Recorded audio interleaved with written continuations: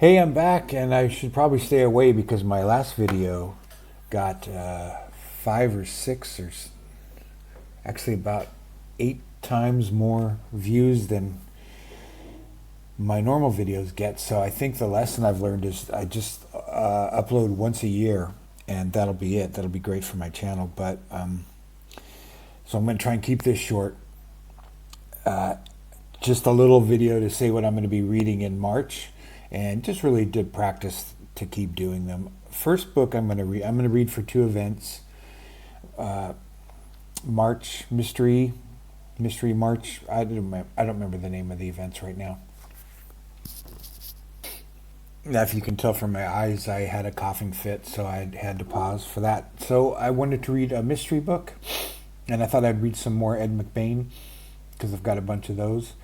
And I was going to do March of the Mammoths, a big fat book. And I was watching Steve Donahue's channel, and he was recommending various books in his book haul, and he mentioned this one, which looked very fat. Oh. Red Moon by Kim Stanley Robinson. I've never read Kim Stanley Robinson. It's kind of an embarrassing gap in my science fiction reading career. And he mentioned it's a mystery, and it's a moon-based story, which I love stories about the moon. So I thought I'll read that. And when he was holding it up, it looked very fat. I checked it out. It was available at my library. I checked it out, and it's only like 500 pages, so I can't count it for mammoths, but I can count it for mysteries because it is a crime story, at least according to Steve's description of it. So for my other choice, but I did find a mammoth I want to do. I've wanted to read for quite a while. I've wanted to force myself to try and read more nonfiction, because I am interested in history, and I just don't get around to it very much because I like to read a lot of skinny old mystery books. So see if I can find this. Oh, I lost it already.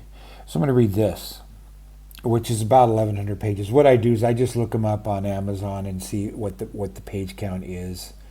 Since I only read on devices.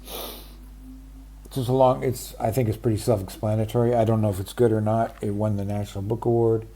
It was a national bestseller. This guy has written a lot of books about different organizations. He has one on the FBI too. So I thought I'd start with this. I want to read one of my nonfiction projects I want to do is sort of end of World War II, transitioning to the Cold War on both sides. I started to read some of these a few years ago, so I want to read about the USSR and about the CIA and see how that goes. I'm going to try and take some notes and be organized about it, because I've started taking notes on different books I read. I spent some time when I was off learning about Zettelkasten note-taking method, which is kind of exciting to me. After watching 200 or 300 YouTube videos, very confusing YouTube videos on it, and I finally got a book on it. And seems like a fun thing to do in the morning is read for a couple hours and make my own study. So I'm going to start doing that with, for lack of a better word, deep state kind of things. Or spy things, not fiction, but different histories of things. Here's one. Here's another. I think this is an old cover for the same book, which makes it look like a novel, doesn't it? I thought that was interesting. How styles change of book covers over the years.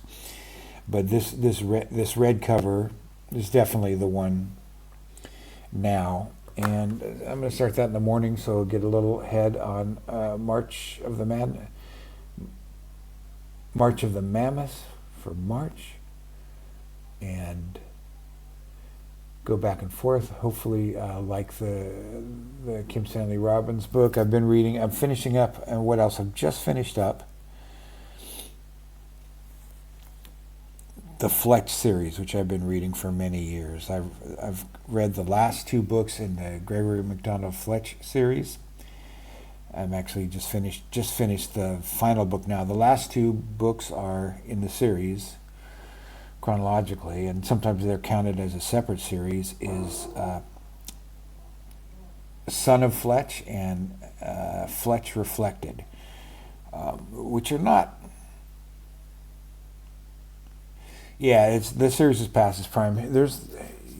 Gregory MacDonald was kind of a not unprolific writer. I think his books were very successful. Those Fletch novels, especially the early ones, Fletch and Confess Fletch, were very popular when they came out. And I think he made enough money that he would just write one every few years, and his a couple of other series. So it doesn't have it's not like a long investment to read all the Fletch novels, but I was a little disappointed, like I say, in the ones about his son. He's in them too, but his